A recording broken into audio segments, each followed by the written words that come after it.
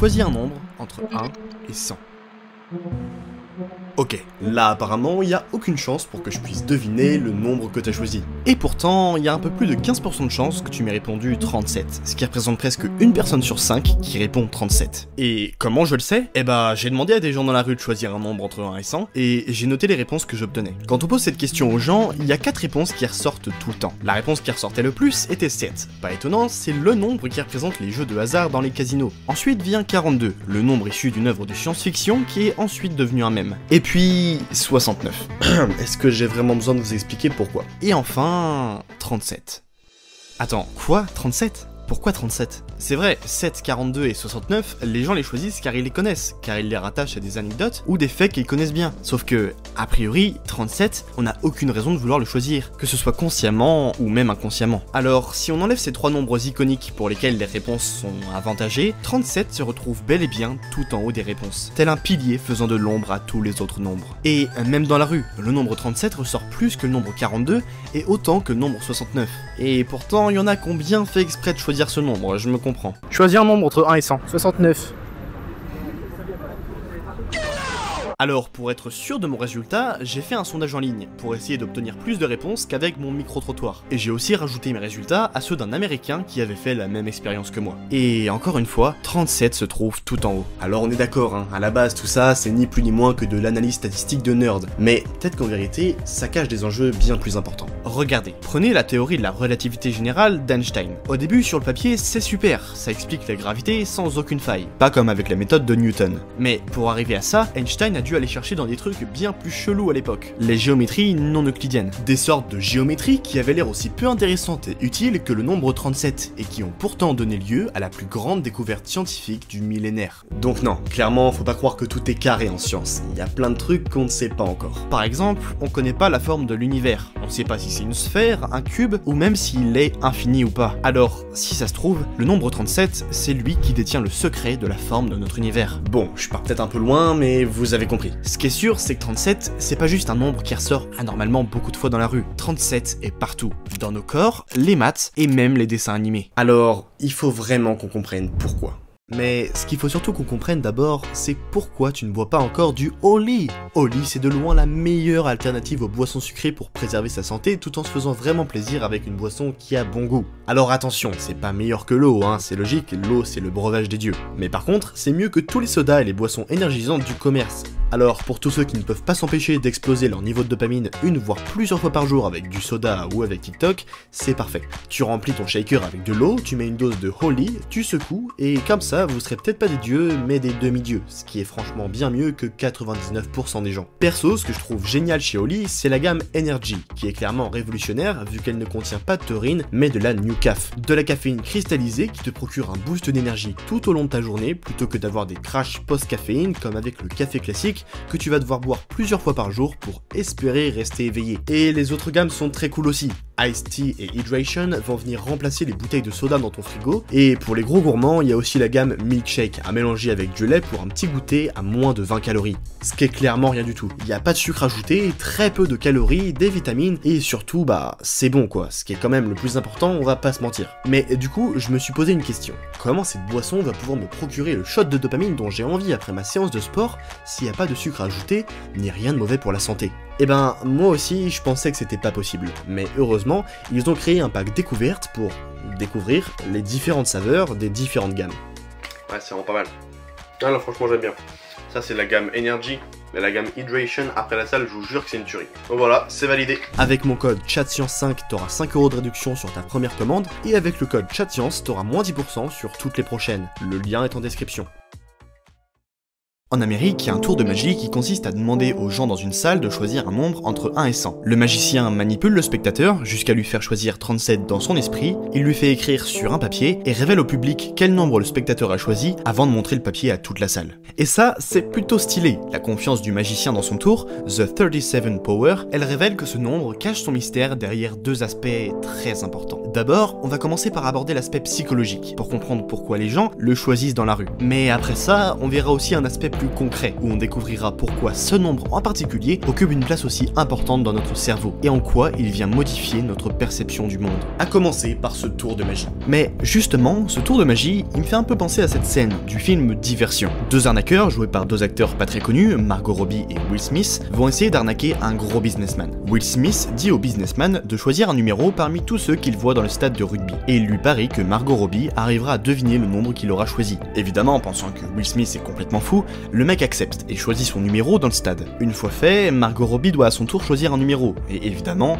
elle trouve le même que le businessman. Mais comment ça se fait ? 55, c'est le numéro que le businessman a choisi. Il l'a choisi car il est omniprésent dans son inconscient. En fait, Will Smith s'était organisé à l'avance pour que toute sa journée soit remplie de 55, en le mettant absolument partout. Veste des portiers, pancartes des manifestants et même musique, pour que, sans même s'en apercevoir, il le choisisse le soir venu. En gros, comme le mec n'a fait que de manger du 55 toute la journée, il se sent obligé de le recracher le soir venu. Alors, comme dans le film, peut-être que pour une raison ou une autre, on est nous aussi confrontés tous les jours au nombre 37 et qu'on finit par avoir besoin qu'il ressorte de nous sans même qu'on le sache. Bon, vous vous en doutez, mais c'est pas exactement ça qui va se passer. Mais étonnamment, ça y ressemble quand même beaucoup. Déjà parce que, comme dans le film, ce choix va se faire dans la partie inconsciente de notre cerveau, mais aussi parce que le nombre 37, il occupe une place toute particulière dans notre cerveau. Ce qui fait qu'on n'a même pas besoin d'y être confronté chaque jour pour qu'il ressorte de nous. Vu que le plus gros paradoxe avec ce nombre, c'est que quand on pose cette question aux gens dans la rue, le nombre 37, il ressort pas car on l'a tous en tête. Justement, il ressort parce qu'on pense qu'il va pas ressortir. Je vous explique. Déjà, on le sait, c'est pas nouveau, on est très mauvais pour choisir quelque chose au hasard. Quand on te demande de penser à quelque chose au hasard, tu vas forcément penser à quelque chose que t'as vu, touché, senti ou entendu récemment. L'imagination, ça n'existe pas. Et c'est pareil pour les nombres, sauf que pour un nombre, c'est pire. Parce que c'était quoi déjà le point commun entre les trois nombres qui ressortaient le plus dans le sondage, 7, 42 et 69 ? Ils avaient tous des anecdotes qui leur étaient associées. 42 par exemple. Le nombre est connu pour être la réponse à l'univers, mais ce dont je me souviens surtout, c'est qu'en maths, il y avait toujours un débile qui disait 42 quand le prof de maths posait une question et qu'il avait pas la réponse. Ça créait de la surprise chez le prof, genre pourquoi il me répond 42, et ça faisait marrer toute la classe. Et oui, le mec en question savait même pas d'où venait la ref. Sauf que 37 dans notre cerveau, il représente rien, aucune anecdote qui y est associée, et donc aucune raison apparente de penser à ce nombre dans sa journée. Alors, pour tenter de comprendre ce qu'il y avait d'aussi mystique avec ce nombre, on est retourné dans la rue. Mais plutôt que de demander à quelqu'un de choisir un nombre entre 1 et 100, on lui a demandé quel nombre ne devrait selon lui presque jamais ressortir quand on pose cette question dans la rue. Et devinez quoi ? Cette personne a dit 37. Elle est là, la première explication à ce phénomène. Quand on a demandé aux gens dans la rue de choisir un nombre entre 1 et 100, personne n'a répondu 50 sur les 2000 personnes interrogées. Alors que si on avait fait le test avec un ordinateur, chaque nombre serait ressorti presque autant de fois. Alors, qu'est-ce qui fait que notre cerveau est aussi différent de la machine ? Eh ben, parce que ce qui se passe au niveau du cerveau, ça va être un combo de deux choses. D'abord, le phénomène bleu 7. Comme on ne sait pas choisir un nombre au hasard, on se retrouve à choisir les mêmes nombres que tout le monde. Il y a une expérience très connue, réalisée dans plein des pays du monde, qui montre que quand on demande aux gens de choisir une couleur et un nombre entre 1 et 10, près de 40% des gens répondent bleu et 7. C'est énorme. Si on avait suivi une répartition équitable entre toutes les couleurs et tous les nombres entre 1 et 10, on n'aurait pas dû dépasser les 10%. Mais ce phénomène vient aussi se coupler à l'autre paradoxe principal de notre cerveau, le hasard, on sait pas ce que c'est. Et même pire, on se trompe à son sujet. Quand on nous demande de choisir un nombre au hasard, le cerveau ne choisit pas le nombre le plus hasardeux, mais le nombre qui lui paraît le plus unique, le plus rare. Tout simplement parce que le nombre le plus hasardeux, il n'existe pas. Et c'est là tout le paradoxe de 37. En voulant choisir le nombre le plus aléatoire, on se retrouve avec un nombre que tout le monde choisit, et qui n'est donc pas du tout aléatoire. Mais pour en avoir le cœur net, on a fait deux tests dans la rue. Dans le premier test, on demande aux gens de choisir un nombre au hasard entre 1 et 100. Et dans le deuxième test, on leur demande de choisir un nombre vraiment pris totalement au hasard, en appuyant bien sur le côté hasard. Alors on est d'accord, hein, un peu au hasard ou beaucoup au hasard, ça veut rien dire du tout. Soit un nombre est pris au hasard, soit il l'est pas. Pourtant, le résultat est flagrant. Dans le deuxième test, les gens répondent encore plus souvent 37. Et c'est normal en fait. Vous combinez le fait qu'on ne sait pas choisir quelque chose au hasard avec le fait que dans la vie, quand quelque chose est rare, il faut être chanceux pour l'obtenir, et vous vous retrouvez avec l'effet 37. Tout le problème est là en fait. On n'essaie pas de trouver un nombre aléatoire, mais un nombre qui a très peu de chances de sortir dans la vraie vie. Mais pourquoi je dis que 37 est peu présent dans la vraie vie? Eh bien, pour l'exact opposé de la raison qui a poussé les Mésopotamiens à inventer le système en base 60 il y a 5000 ans. Regardez, le système en base 60, aujourd'hui, on s'en sert couramment pour lire l'heure. Et il est bien pratique, car une heure, on peut la diviser en quart d'heure, en demi-heure ou même en tiers d'heure. Du coup, comme les nombres avec beaucoup de diviseurs comme 60 sont très pratiques, ils sont beaucoup utilisés, et on les retrouve partout dans nos vies. Le nombre de pixels sur nos écrans, les boîtes d'œufs, les superficies de nos maisons, nous vivons dans un monde quotient composé de dimensions qui se multiplient, donc forcément,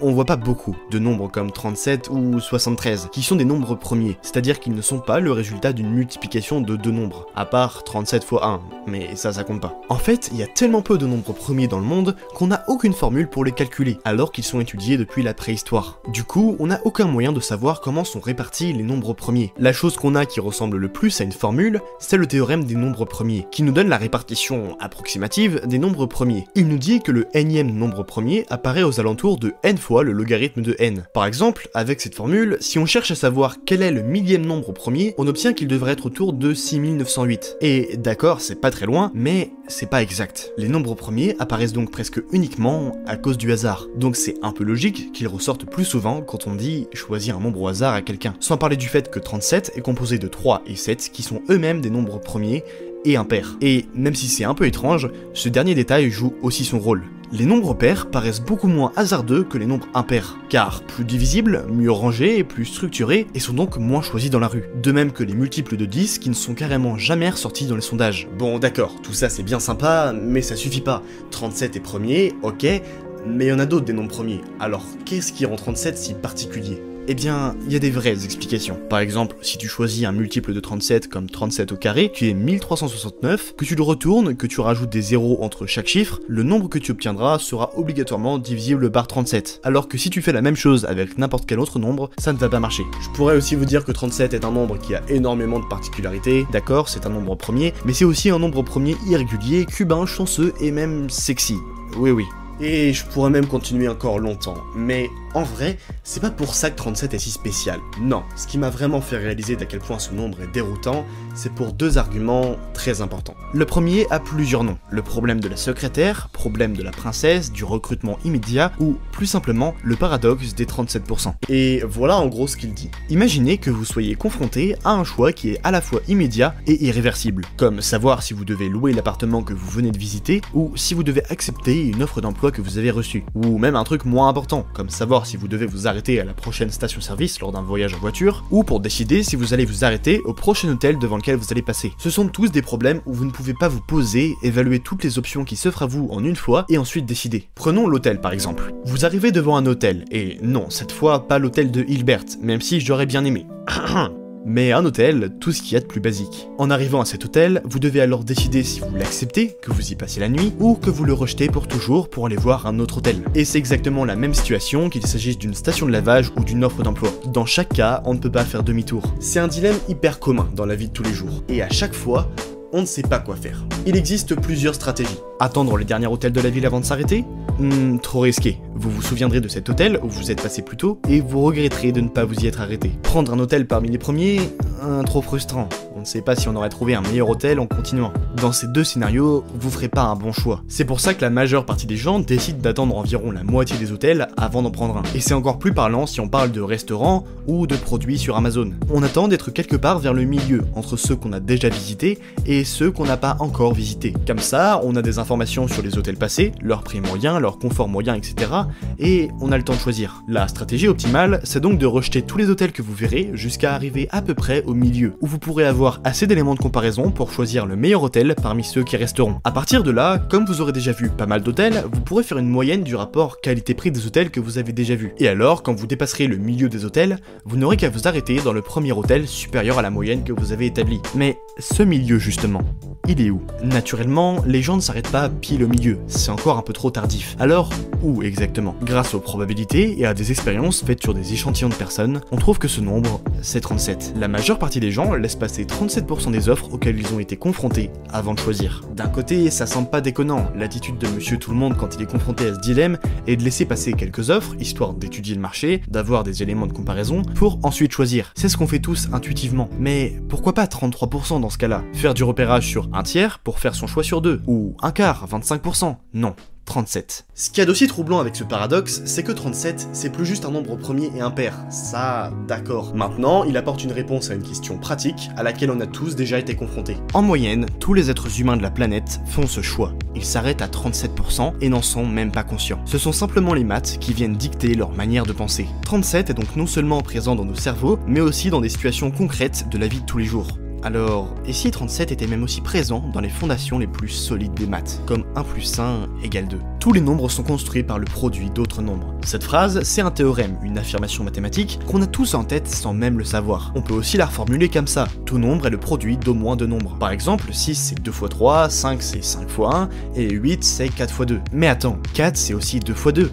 Alors, on peut très bien dire que 8 c'est 2 x 2 x 2. Ce qu'on vient de faire là, c'est décomposer notre 8 en nombres premiers. Vous vous souvenez, les nombres qui ne sont que le produit d'eux-mêmes et d'un, comme 7 qui est uniquement égal à 7 x 1, et rien d'autre. Et ça, c'est intéressant, parce que le théorème qu'on évoquait au début, il peut même aller encore plus loin, en disant que tout nombre est le produit de nombres premiers. En gros, peu importe le nombre qu'on choisit, on pourra toujours le réécrire comme le produit de nombres premiers. Et justement, c'est ça qui va nous intéresser. Quand on parle des nombres, on sait qu'ils vont jusqu'à l'infini, en passant par des nombres petits, mais surtout des nombres énormes. Et donc, logiquement, on pourrait se dire que les nombres premiers, ceux qui composent ces très grands nombres, doivent aussi devenir de plus en plus grands, non? Eh bien, en réalité, non. Même si les nombres deviennent immenses, les nombres premiers qui les composent restent souvent petits, et ne vont pas du tout jusqu'à l'infini. Simplement, plus le nombre est grand, plus les nombres premiers qui le composent sont nombreux. Mais la majorité d'entre eux restent souvent très petits. Souvent, le premier nombre premier qui les compose est 2, 3, 5, parfois 7 ou 11, mais rarement au-delà. Et c'est exactement la même logique pour le deuxième nombre premier qui les compose, le troisième s'il y en a un, le quatrième, etc., etc. Mais du coup, puisque les facteurs premiers ne vont pas vers l'infini, ils tendent vers quoi? Eh ben, on va voir. On prend tous les nombres jusqu'à l'infini, et pour chacun, on regarde le plus petit nombre premier dans sa décomposition. Ce qu'on sait, c'est que parmi tous les nombres qui existent, la moitié sont impairs et l'autre moitié sont pairs. C'est ce qu'on disait tout à l'heure. Les nombres pairs sont divisibles par 2, c'est-à-dire qu'il y a 2 dans leur décomposition en facteurs premiers. Et comme 2 est le plus petit nombre premier, 2 est forcément le plus petit facteur premier de la moitié des nombres qui existent. Pas très compliqué. Pareil pour 3, un sixième des nombres sont divisibles par 3, donc 3 est le plus petit facteur premier d'un sixième des nombres. Ici, on le voit bien, le point central, le facteur premier au milieu de tous, c'est 2. En tout cas, si on regarde le plus petit facteur premier. Mais si on regarde maintenant le deuxième plus petit facteur premier de chaque nombre, eh ben, ça va être la même chose dans le principe. Mais cette fois, quel sera le point d'équilibre? Un nombre tel que, pour la moitié des nombres, le deuxième nombre premier qui les compose est plus petit que ce nombre, et pour l'autre moitié, plus grand que ce nombre. Et est-ce que même ça existe? Eh bien oui, ça existe, et c'est encore 37. C'est un truc de fou de se dire que 37 occupe une place aussi importante dans les maths que le nombre 2. Le nombre qui nous semblait si banal au début de notre expérience arrive maintenant à s'imposer dans les maths, avec des trucs aussi dingues que le paradoxe des 37%, ou parce qu'il est le point d'équilibre des nombres premiers. C'est pas juste un nombre un peu particulier dans les maths, ses apparitions en maths influencent l'humanité depuis la nuit des temps. Il apparaît partout, dans toutes nos créations, sans même qu'on sache si c'est parce qu'il influence notre perception du hasard, ou si c'est juste un biais de confirmation qui nous ferait remarquer ce nombre à chaque fois qu'on le voit, car maintenant, on le connaît bien. Le corps est à 37 degrés. Il y a 37 trous dans un téléphone, Shakespeare a écrit 37 pièces, et la 9e symphonie de Beethoven comporte 37 mouvements. 37 se glisse dans à peu près toutes les situations de nos vies. On ne sait pas pourquoi il est là, on ne sait pas non plus si c'est les maths qui ont fini par modifier notre perception de ce nombre, mais une chose est sûre, on ne le désigne pas par hasard. Les mathématiques dictent la manière dont on le perçoit, à tel point que pour l'humanité, 37 a fini par devenir le nombre de prédilection des situations les plus banales et communes, au même titre que 42 est devenu le nombre qui germait dans nos têtes quand on ne connaissait pas la réponse à une question au collège. Et d'accord, évidemment, toutes ces apparitions de 37 que je vous balance à l'écran depuis tout à l'heure, elles veulent rien dire du tout. C'est en rien une preuve de l'importance de 37 dans nos vies. Mais ce qui est quand même intéressant, c'est que maintenant, quand vous verrez le nombre 37, un petit biais cognitif viendra se glisser dans votre cerveau et vous fera vous demander « Attends, est-ce que c'est vraiment un hasard ?»